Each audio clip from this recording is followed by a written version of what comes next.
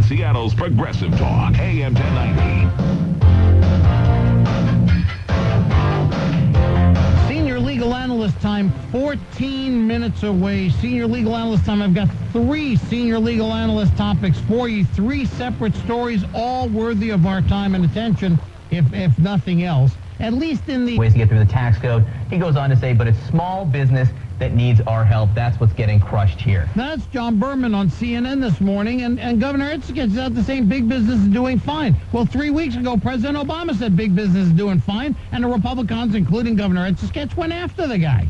Well, wait a second. You just said big business is doing fine, and you also said there, Governor Itzket, that big business can work with regulation. Oh, these job-killing regulations. You just blew that one apart.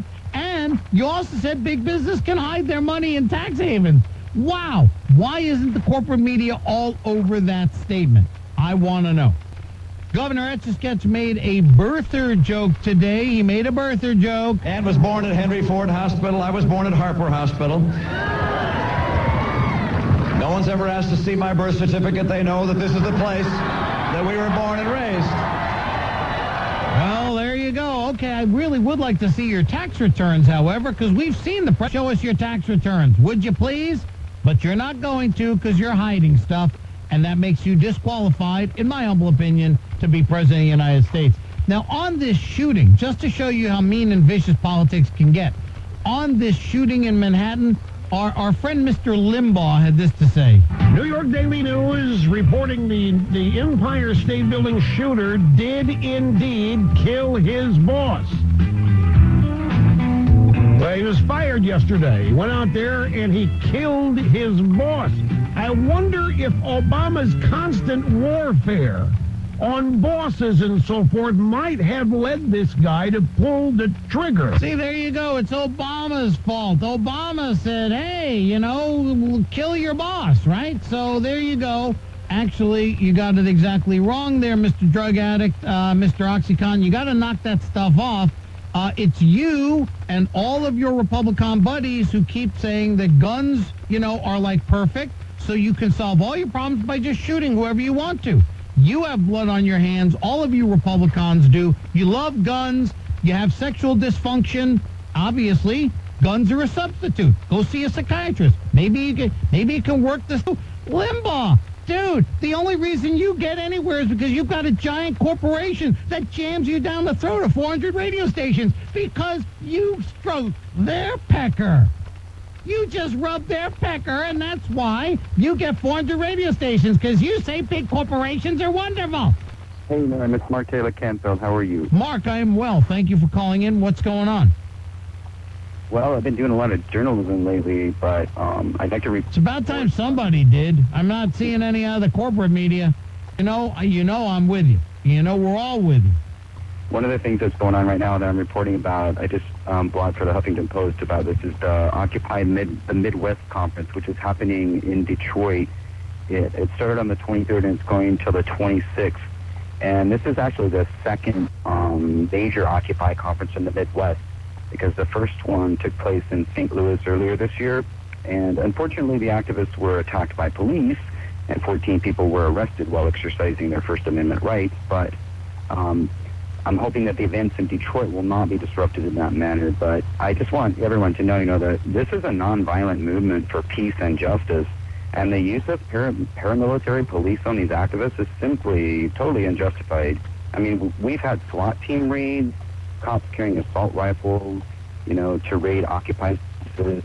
And, also I want everyone to know that the movement is alive and well. I mean, these conferences, there's at least a dozen of them that have happened this year.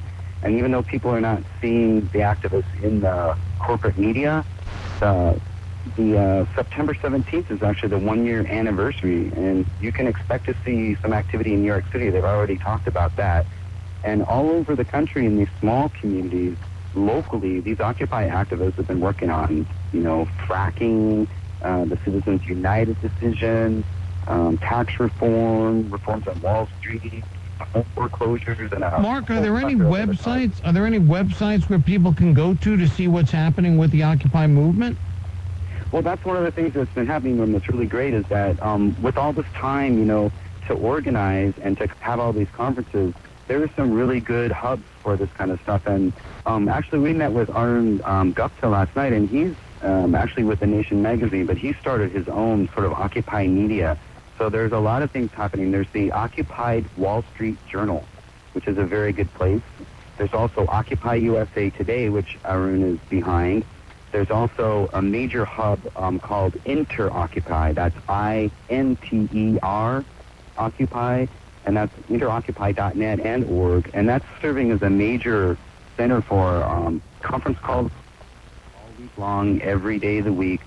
Occupiers from around the world actually have been getting together on these calls and organizing. We've been meeting with Horder Torfason, who led the whole Icelandic revolution that changed their whole government and put banksters in prison. But really what I want people to know here, and I'm just going to keep saying this over and over again, is that I have to keep quoting Mark Twain, that the rumors of the death of the Occupy movement have been greatly exaggerated. And people are going to find that out, that, we know that Homeland Security, they announced that they ordered more riot gear for the DNC, the RNC, and the elections. Now, I don't necessarily see that much disruption happening. Maybe they know something I don't. But, the movement is not over, and it's highly organized now, and it's very, very well networked, and people are talking to other activists around the world. So I wouldn't worry that the Occupy movement has gone away. I know that the folks in Tampa and Charlotte are very small Occupy groups. Basically, that is occupied territory, but it's a blue state. Both of those places where the major political parties decided to have their conventions, I've noticed that it's a very unoccupied place in terms of the Occupy movement. In fact, there's not much activism there at all. Isn't that interesting? Yeah, I don't know if that was pre-planned, but I feel sorry for that small group of people in Tampa and Charlotte that now have to accommodate all the protesters that are going to show up. All right, well, Mark, listen, I appreciate you staying in touch with us, but I do appreciate all the information. Occupy USA Today, I like that. Occupied Wall Street, interoccupy.org. I mean, look, the internet is there. We have to end run the corporate media because they won't cover this stuff. And thank goodness for the internet. We can organize ourselves. You are next at 1-888-321-6001, where justice is served. The Norman Goldman Show. Norman. The pro-lifers don't care about dead babies. Babies killed by gunfire. Babies killed by poverty. Babies killed by war. They only care about fetuses that aren't theirs. This is the Norman Goldman Show. They sound pro-death to me. Precisely with exactly what I said, but I stand by what I said, whatever it was. You're listening to Seattle's Progressive Talk, AM 1090. Now playing online live at am1090seattle.com.